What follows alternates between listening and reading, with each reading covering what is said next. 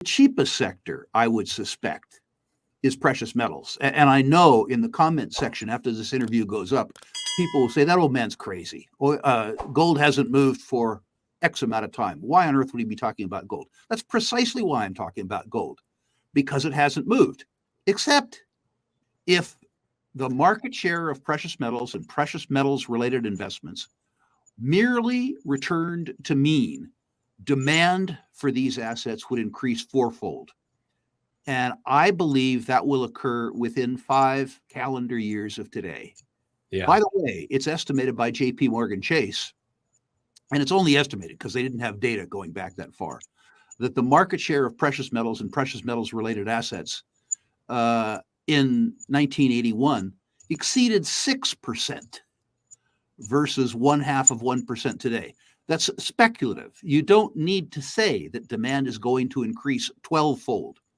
Increasing 4-fold is certainly enough to reward investors and speculators. Seasoned investor Rick Rule delves into the potential of undervalued assets, particularly commodities like oil, gas, and precious metals. Drawing from his 50-year experience and historical data, Rule suggests that despite current market sentiments, commodities are poised for an upswing. He highlights the disconnect between commodity prices and equity values, signaling investment opportunities. With oil and gas prices experiencing downward pressure, Rule emphasizes that the industry's underinvestment in sustaining capital could lead to supply shortages in the near future. Moreover, he points out the historical undervaluation of precious metals, particularly gold, noting its potential for significant price movements in the coming years. Let's continue with the interview. It'll be no surprise, given that I've invested in natural resources for 50 years, and given that I lived through the decade of the 70s when resources proved their worth in an inflationary time, that this would have to do with resources. My postulation, Mike, is that if we don't, and I'm not saying we won't, if we don't have a really, truly severe worldwide synchronized global recession, that a broad spread shortage in commodities will develop sooner rather than later. If we do have a recession, it'll be postponed, not eliminated. If that's true, that means that extractive industry prices across the board will go higher. And that's very interesting because the equity prices for commodity producers, oil and gas producers, base metals producers, and in particular gold and silver producers, suggests that those commodities are headed lower in price. If that conjecture is incorrect, if that widely held precept is wrong, there are superb opportunities in the resource space. The disparity between commodity prices and the resultant free cash flow to commodity producers and the equity prices, the market capitalizations commanded by those producers, is as broad as I have seen it in a 50-year career. Let's review a couple of the subheads. We've talked about oil and gas. The oil price has been coming down. The gas price has been coming down. It is true that if there is a resolution of the conflict in Ukraine between Russia and the Ukraine, I'll leave that to your viewers to determine the probability of, that there is more downside in the oil and gas price. There's more downside too if there was a revisit of COVID, which stopped air travel again. But in the absence of that, the oil and gas industry outside the United States in particular is underinvesting $1 billion a day in sustaining capital investments. What this means is that the current levels of production will not be able to be maintained if the industry doesn't pick up its capital spending. It isn't deferring capital expenditures because it doesn't have the money. These companies are making a fortune at these prices. They are curtailing capital expenditure because the political class has told them that they're going to put them out of business in 2030. When President Biden asked the oil companies to invest more in oil and gas and says at the other side of his mouth that he's going to have them out of business in 2030, this sort of thing doesn't work.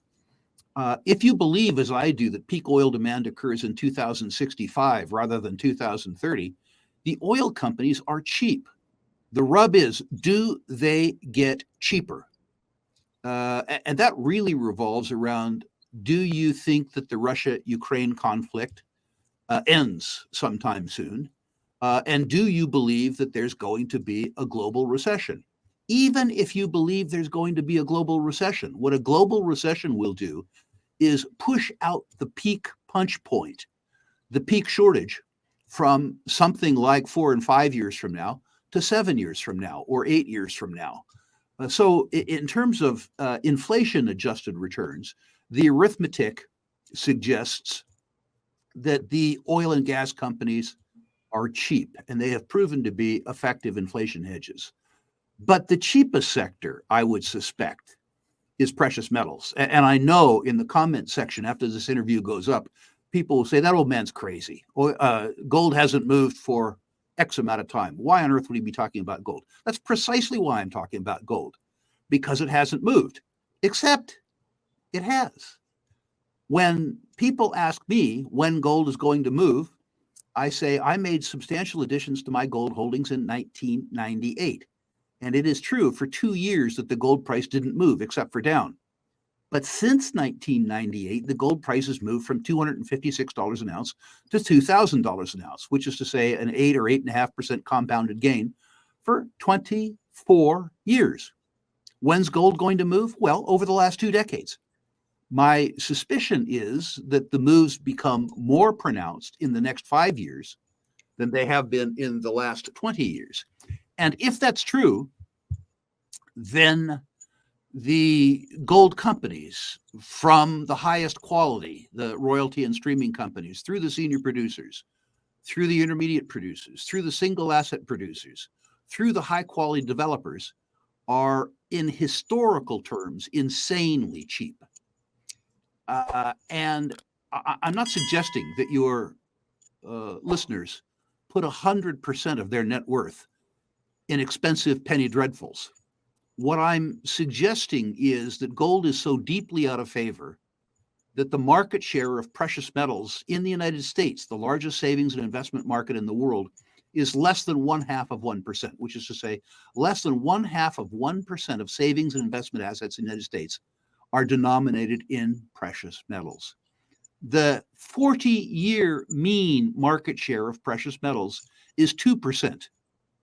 If the market share of precious metals and precious metals related investments merely returned to mean, demand for these assets would increase fourfold.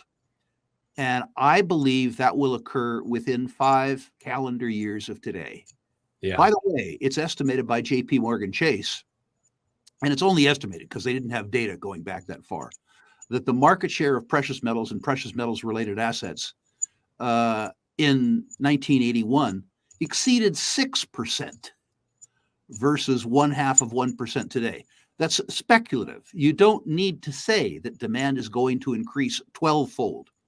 Increasing 4-fold is certainly enough to reward investors and speculators. I find most investors in the world can't spell gold, despite the fact that it's a 4-letter word. Your listeners are probably more sophisticated with regards to that. But the truth is that I think that the disfavor that gold and silver find themselves in is a rear view mirror disfavor.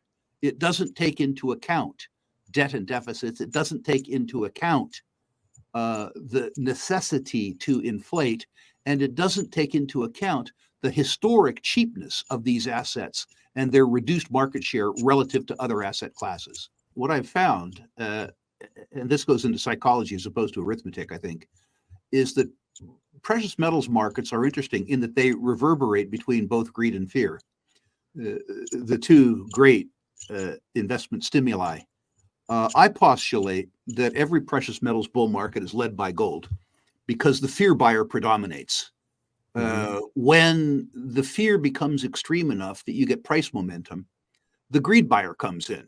And ironically, the price move that is caused by the greed buyer reinforces the narrative around the fear buyer, and the fear buyer increases his or her purchases. My experience tells me, irrespective of the gold-silver ratio, that silver doesn't move until the middle of a bull market. that the market needs to be led by gold when the narrative becomes broad-based enough that the generalist money comes in the market and looks at the relative weakness of silver compared to gold. The silver market absolutely takes off. It moves much faster and much further, but it doesn't move until the middle of the market. That the most volatile asset class of all are those few relatively high quality silver companies, because there simply isn't enough market cap in that space to hold the generalist money when it comes into the market. If you'll permit me a couple of examples, in the 1970s, Coeur d'Alene, 10 cents to $65. Not a typo. 10 cents to $65. Wow. In more recent times, the bull market in the early part of the 90s, Pan American Silver, 50 cents to $45. Silver Standard, 72 cents to $44.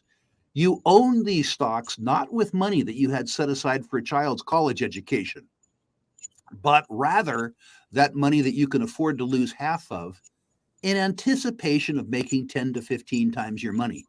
People who are listening to this discussion, please use money that you can afford to lose half of without it changing your decision as to what to have for breakfast. That comment doesn't apply to buying gold bullion or silver bullion. Buy that to sustain your lifestyle. Buy that because you're afraid. Buy that because it's actual wealth. Buy it because it's actual money. The very, very, very high quality producers, buy those as investments. But the speculations that we're talking about, the 10 cents to $65, the 72 cents to $44, use money that you can afford to lose half of without it changing your decision as to what to have for breakfast. With regards to the oil stocks, only buy them if you drive or use energy. Today we delved into an insightful conversation with seasoned investor Rick Rule, who provided valuable insights into the current state of commodities and precious metals markets. From the potential impact of global recessions to the undervaluation of assets like oil, gas, and gold, Rule's perspective offers a unique lens into investment opportunities. Remember, in times of uncertainty, knowledge is power. If you found this discussion informative, don't forget to hit the subscribe button, give us a thumbs up, and share your thoughts in the comments below. Your engagement helps us bring you more valuable content. Thanks for tuning in, and until next time, happy investing.